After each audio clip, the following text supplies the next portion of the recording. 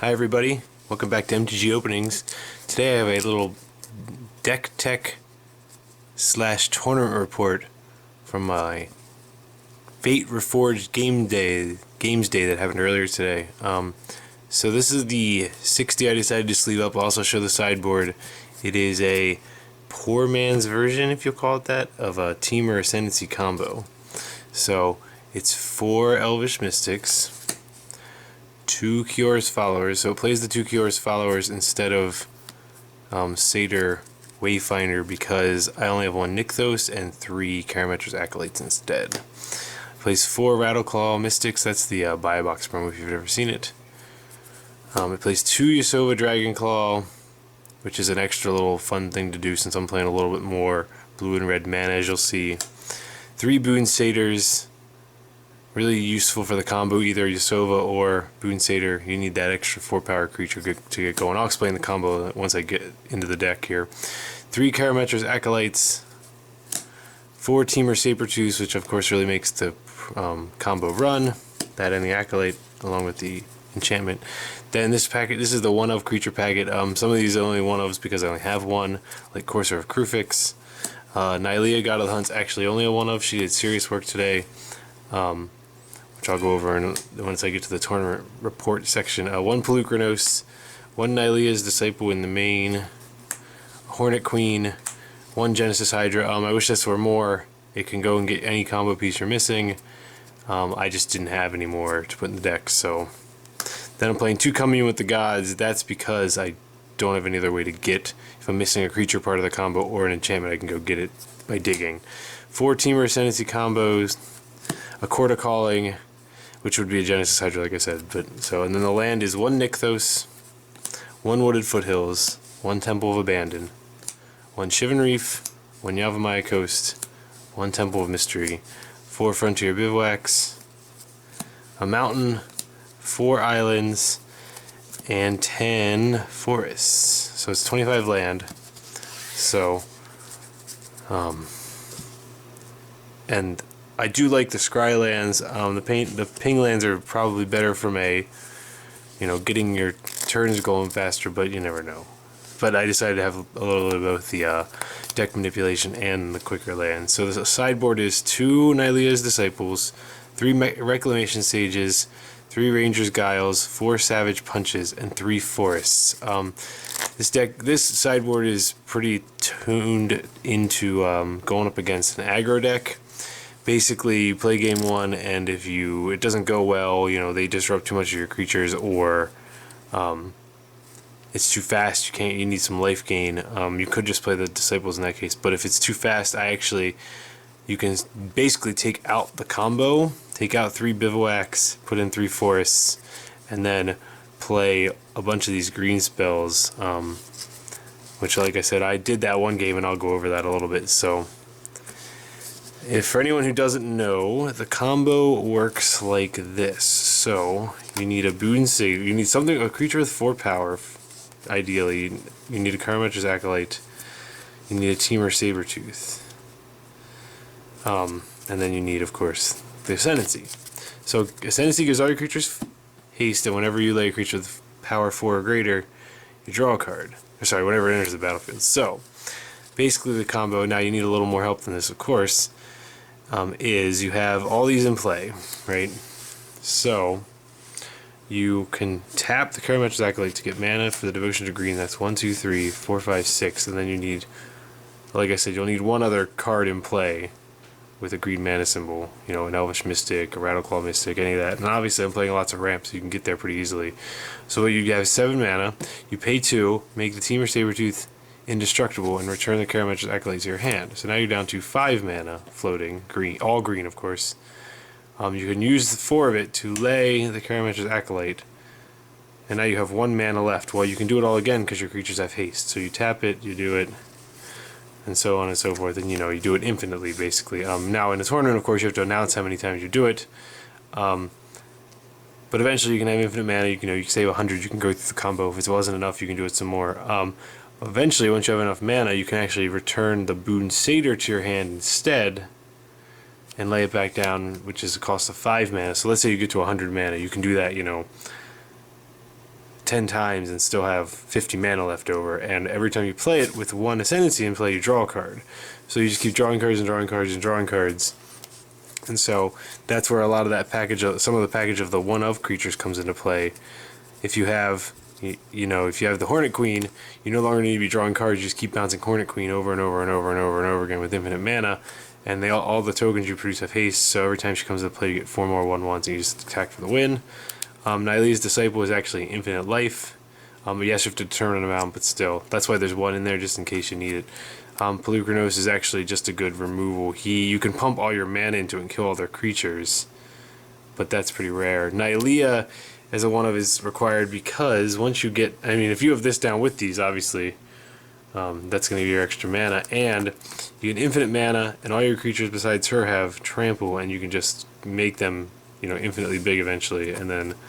And the Courser, actually, I mean, you can play more of those if you have them. It's the only way I have in the deck. So, Yasova can take place of Boon Satyr as long as you still have 7 green mana symbols showing. Maybe you have 2 Temur Sabertooths in Yasova or something like that. And like I said, the Rattleclaws and the Elvish Mystics and even the Kior's Followers work. If you don't have the combo, you can use Kior's Follower to get some extra mana for Karametra. Let's say you have the Hornet Queen in your hand, but you don't have 7 mana. You can get it that way by tapping that. It does play 1 Nykthos. That's actually with the more used, if you will. It's probably, I mean, even the better. We'll say the better, the more stable version of the deck that people are playing with. Use it. You can use Satyr Wayfinder, or in my case, the Kior's Follower to tap the Kior's Follower, untap the Nykthos, use 2 of the floating mana to tap the Nykthos, get more mana, then bounce the Follower back to your hand. I mean, I don't have a lot of blue... You have to have blue mana to keep playing it, but it'll at least help you get on your way. So that's basically how the deck functions. So it was a 3-round. We had 8 people, so nice that it was shorter, only because, you know, with it being Valentine's Day weekend and stuff, you know, our significant others want to see us. So I played Sultai Control round 1, and I learned exactly what I pretty much knew already. It wasn't a very good matchup for me. Both our decks are a little bit slower, especially if I get a slow start, and he ended up beating me 2-0. Crux of Fate in the first game really did me in, and he actually got Ugin down in game 2, so, you know, not much I can do about that. And like I said, he beat me 2-0. Round 2, I played a version of Abzan mid-range. I don't think it, like I said, it was, most of these decks aren't exactly like you're gonna find online or at the Pro Tour or, you know, a Grand Prix, but I played Wingmate Rocks, I played Siege Rhinos. There's a Daggertar, so like I said, it was a little different. He played a lot of the coming to play tapped Gain of Life, I guess, Refuge lands, the common ones from both, I guess, Khans of Tarkir and Fate Reforged. So he was a little slower. I managed to combo off game 1 relatively early on, and he, you know, conceded the game then once I showed him how the engine worked. And then game 2, I also won. This time I had Nylea in play, and it was enough to do some work. So in round 3, so I was 1-1, and I was going in, you know, top half of the tournament gets prizes. So I faced up against a red deck wins deck, which I think was very similar to Gerard Fabiano's deck. No, that's not right. Maybe somebody's deck online. I'm not actually sure whose. Tom Ross, maybe. Sorry, I'm not 100% sure, but it played Goblin Rabble Masters, Mardu Scouts, you know, Stoke the Flames, a bunch of regular red deck win stuff. He destroyed me pretty easily in game 1. I was a little off mana, and then, you know, you could remove anything I laid, like, you know, Elvish Mystics and Rattleclaw Mystics. So I didn't sideboard much in rounds 1 and 2, but in round 3, I actually took out the combo and a bunch of other bigger cast spells, and I put in the 2 Disciples, the 3 Rangers Guiles, 4 Savage Punches, and the 3 Forests. And I managed to get a Disciple down when I needed it, and stabilized, and it ended up winning that game at about 33. I had Nylea in play, so he couldn't just flat out burn any of my guys away. And I got a Savage Punch to kill some of his creatures that are obviously weaker than mine. And then game 3, I had a Disciple in my opening hand. I think I mulliganed to 6, but I was on the draw, so I was okay with that. And he ended up only keeping a 1-land hand, which, I mean, the deck only plays about 19 land to begin with, so he knew it was a little risky, but he ended up not actually ever seeing another land. I mean, he got a lot of draw steps because this deck is not fast when it's trying to win with aggro. So I ended up taking that, so I went 2-1 in the tournament. I had a lot of fun playing it. I don't play a lot of Standard, which is why the deck isn't, the perfect quote version of it. So, so I ended up getting, because there were only 8 of us, I got a supplant form promo. I also got the Mardu Shadow Spear promo for participation, and then I won 2 Fate Reforged packs. So I'm just going to open those up here quick. They're not opened, obviously, so we'll crack those here right now and see what we can get. I might lay one out here and do a first pick, or you can just, maybe, I don't think I actually will. Just take a look at them and see what your first pick might be. The Angler's pretty good. Refocus. Soul Summon is actually a lot better than you think. Whisper of the Wilds is good. It's a pretty strong pack right into being. Bathe in Dragonfire. Wow. Valor's Stance wins. Elite Scale Guard. Our rare is Citadel Siege, and we got a Jungle Hollow. So, I don't know if you've gotten a chance to play against Citadel or with or against Citadel Siege. When it enters the battlefield, choose Khans or Dragons. Sorry, it's 2 and 2 white. You either pick Khans, and at the beginning of combat on your turn, you put 2+1/+1 counters on target creature you control, which is usually the better ability. And Dragons at the beginning of combat, on each opponent's turn, tap target creature that player controls. So that's a little more defensive. This Khan's ability I've gotten used against me in multiple drafts. It's so good. So, I mean, it's an easy first pick of the Citadel Siege for me. If it wasn't in the pack, maybe Soul Summons, or Bathe in Dragonfire. Oh, sorry, I completely skipped that there was an Elite Scale Guard in this pack. So Elite Scale Guard is the second pick probably, but if you look, well, you got Soul Summons, Valor Stance, Elite Scale Guard, Citadel Siege. That's 4 very strong white cards. But this card, I don't know if you've heard what any of the pros and things think of it. They keep calling it a mythic uncommon. It does so much stuff for an uncommon that it's so good. I mean, you don't not take Citadel Siege here, but Elite Scale Guard is the real deal for sure. Let me know if you agree with the pick and maybe even what you think of the Scale Guard. So let's open up the next pack here. I don't know if you guys have watched my other videos. I haven't been getting too lucky. I mean, besides my boxes, of course, because I'm opening 36 packs at a time. But not too good on the prize packs, but that's okay. I mean, prize packs are prize packs. Just add the extra, the rares I don't need to my binder. Abzan Rune Mark. I don't really like the Rune Marks. I play the Jeskai one, and I can see playing the Mardu one in a pinch too.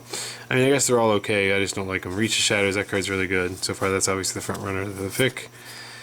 Rakshas's Disdain, I don't think this card's playable. Hooded Assassin, I'm pretty low on at the moment. I mean, until someone shows me otherwise, I'm not a big fan. I mean, I don't have a lot of people attacking in, baiting this guy, or baiting to have this guy with their guy in their hand, but it hasn't happened to me yet. Avian Skirmisher, I'm not a big fan of him either. Frontier Mastodon's alright. Defiant Ogre, I mean, you're going to wield, these are going to table. It's not very good.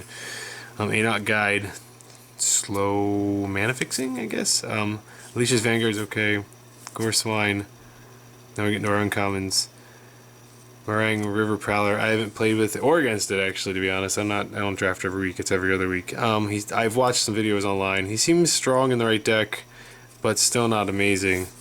Misfire Adept. Now this card's the real deal for sure. This is another one of those cards the pros and things are calling a mythic uncommon. It does so much in one card for an uncommon. That's the first pick for sure right now. Fruit of the First Tree, and we got a Dramoka and a Rugged Highland. So here's Dramoka. He's 3 a white and a green, flying 5/5 dragon legend. Whenever a dragon you control attacks, you bolster 2. So if he's the only one to play, it becomes a 7/7. I mean, he probably isn't the only thing in play. He's just making your other stuff bigger. Dramoka's really good. I actually haven't gotten a chance to do much dirty stuff with the Misfire Adept yet, so it'd be hard to pick, and at least they're not on the same color. Let me see what other Jeskai cards are in the pack. So there aren't really any other Jeskai cards. And of course you have white and red cards, but none of them are very good except for the Adept. Maybe that's the pick so you can take up all the good cards. I mean, it's hard to pass a legendary dragon. I probably take the Dramoka because I won't ever get to play with it. It's awesome. That's tough. Misfire out of Dramoka. Let me know in the comments below what you think. So yet again, nothing super, worth money anyway wise in my prize packs, but that's okay. Like I said, it's fun to talk about the cards in the pack, see what people will pick. Be sure to subscribe to my channel and like this video. Leave any questions in the comments below. I hope you enjoyed hearing about my Games Day experience and taking a look at my deck. Like I said, there's certainly better versions of it out there. Just search Temur Ascendancy Combo and you'll find a pretty good version. So leave it up yourself if you think you like it. Until next time, guys, I will see you. Thanks a lot.